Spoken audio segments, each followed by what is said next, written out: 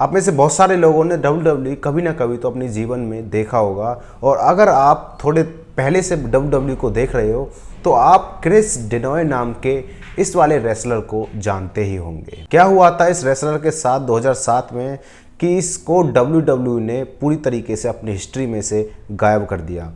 नमस्कार दोस्तों, स्वागत है आप सभी का आज की इस वाली वीडियो में। आज की वीडियो की जो कहानी है वो होने वाली है एक रेसलर के ऊपर, एक फेमस इंसान के ऊपर जिसने कि अपने बीवी ही बच्चे को खुद ही मार दिया। क्रिस का जन्म 1976 में होता है और उसकी एक शादी भी हो चुकी थी, लेकिन उसकी पत्नी ने उसको तलाक दे दिया था क्योंकि क्रिस स्टीरॉयड बहुत ज़्यादा लगाता था। अब स्टेरॉयड वालों का आपको पता ही होगा कि उनको कितना ज़्यादा गुस्सा आता है। अब इसी गुस्से के कारण उसकी बीवी उसको छोड़कर चली जाती है। उसकी शादी होती है दूसरी 2003 में, और 2003 में एक नैन्सी नाम की लड़की से उसकी शादी होती है। तो नैन्सी भी उससे पीछा छुड़ाना चाहती थी क्योंकि नैन्सी के साथ भी कुछ ऐसा ही हो रहा था। वो स्टेरॉयड इंजेक्ट करता था अपनी बॉडी में डेली टू डेली, तो उसको बहुत ही ज़्यादा गुस्सा आता था और नैन्सी उस गुस्से को बर्दाश्त नहीं कर पा रही थी। अब नैन्सी भी उसको छोड़कर जाने लगती है, लेकिन उसको रियलाइज़ हो जाता है कि पहली बीवी तो चलेगी लेकिन इसको नहीं जाने दूंगा। तो नैन्सी से वो वादा करता है कि अब गुस्सा मैं तुम्हारे ऊपर नहीं करूंगा बिल्कुल भी। आपको क्रिस की पहली स्टोरी बता दूं तो क्रिस को पहले से ही रेसलिंग का बहुत ही ज़्यादा शौक था। तो क्रिस ने अपनी पहले तो बॉडी वगैरह बनाई और जापान, मैक्सिको, जर्मनी जैसे देश में परफॉर्म किया, और वहाँ जब काफ़ी अच्छा रिजल्ट आया तो 2000 में WWE ने इसको साइन कर लिया और WWE में ये बहुत ही ज़्यादा पॉपुलर हुआ था। इसने 2004 का रॉयल रंबल जीता था, वर्ल्ड हैवीवेट चैंपियनशिप जीती थी और बहुत सारे टैग टीम चैंपियनशिप के टाइटल्स जीते थे। 2007 में एक छोए नाम के रेसलर के साथ क्रिस को कहीं जाना था, तो क्रिस रेसलर को बोलता है कि मेरी जो बीवी है और बच्चे हैं इन दोनों की तबीयत ख़राब है, तो तुम अकेले चले जाओ, शायद मैं आ भी ना पाऊँ। अगर आऊँगा तो अगले दिन आ जाऊँगा या फिर उससे भी अगले दिन आ जाऊँगा। फ्राइडे, सैटरडे और संडे के दिन वो चीज़ होनी थी जिस काम के लिए वो बाहर जा रहे थे। फ्राइडे के दिन क्रिस नहीं आता है और छोए सोच लेता है चलो अगले दिन भी वो नहीं आएगा तो चलते हैं। अगले दिन वो नहीं आता है और संडे को भी वो नहीं आता है, लेकिन छोए के पास एक मैसेज आता है और वो मैसेज था क्रिस की तरफ से। क्रिस ने उसको मैसेज किया था कुत्ते खुले छोड़ दिए हैं और गैराज का स्टर जो गेट है वो खुला है। ये मैसेज उसके फ़ोन से जाता है उसको फिर से, और ये मैसेज आपको बता दूं 3:53 पे उसके पास गया था। उसके बाद उसको एक और मैसेज आता है, लेकिन वो अब की बार क्रिस का नहीं था, उसकी बीवी का था। उसकी बीवी के फ़ोन से भी सेम वही वाला मैसेज आता है छोए के पास, और छोए उस चीज़ को ज़्यादा माइंड नहीं करता है। अब जब WWE वाले क्रिस को कॉल करते हैं तो वो कॉल नहीं उठाता है और उसको वॉइसमेल करा जाता है कि तुम हमारा कॉल उठा लो और तुमको ऑफिस में बुलाया है, लेकिन वो वॉइसमेल का भी कोई जवाब नहीं देता है। अब उनमें से स्टाफ का एक आदमी पुलिस के पास कॉल कर देता है और सोचता है वो कि कहीं क्रिस के साथ कुछ हो ना गया हो, वो मिसिंग है। पुलिस को वो कॉल करता है, बताता है सारी चीज़ें। I just spoke to one of the other officers there. My name is Dennis Fagan. I'm a retired detective in New York City. I run the security for World Wrestling, and one of our wrestlers that lives down there is missing. And he told me to say we need a welfare check done. Yesterday he was supposed to show up at a pay-per-view and never got on the plane, never showed up. They tried to reach his wife Nancy. She doesn't answer. They tried to call his house. It's out of character for him.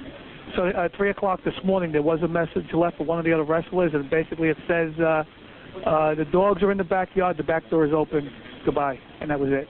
Police उसके घर पे जाती है। Police को वहाँ पर एक औरत खड़ी हुई मिलती है और औरत से वो बोलते हैं कि क्रिस कहाँ पर है, कि मैं देख कर आती हूँ, क्योंकि वो बाहर ही रहती थी, वो भीतर नहीं जाती थी घर के अंदर, तो वो देख कर आती है। तो कुत्ते खुले हुए थे और गैराज का स्टर ऊपर की तरफ था, खुला हुआ था, और जब वो भीतर जाती है तो देखती है कि डैनियल मरा पड़ा है।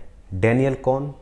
क्रिस का बेटा, छोटा सा लड़का था, वो मरा पड़ा है। और जब वो क्रिस की बीवी के कमरे में जाती है तो वहाँ देखती है कि उसकी बीवी बंधी पड़ी है और वो भी मरी पड़ी है, लेकिन उसके हाथ पांव बंधे पड़े हैं और तौलिए से, टावल से उसका पूरी बॉडी को ढका गया है। और जब वो औरत क्रिस के जिम में जाती है, घर वाले जिम में, तो देखती है कि जिम की एक मशीन से क्रिस ने फांसी लगा ली है। वो बहुत तेज से चिल्लाती है तो पुलिस भीतर आती है और ये सारा राज खुलता है।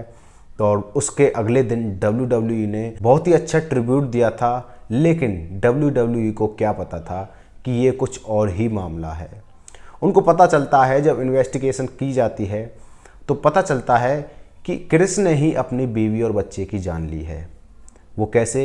अब आप लोग सोच रहे होंगे कि वो बहुत ही गुस्सैल व्यवहार का था और स्टेरॉयड वगैरह यूज़ करता था, तो उसने ही अपनी बीवी और बच्चे को मार दिया। लेकिन वो बहुत ही गुड पर्सन था, जो भी आसपास के लोग बताते हैं या फिर उसके जानने वाले बताते हैं। बहुत ही प्योर हार्ट लड़का था और वो ऐसा काम कर ही नहीं सकता था। दरअसल उसके साथ कुछ ऐसा हुआ था। आपको मैं पहले बता दूं कि केस में क्या हुआ था। उन्होंने पता कैसे लगाया था कि ये चीज़ क्रिस ने की है।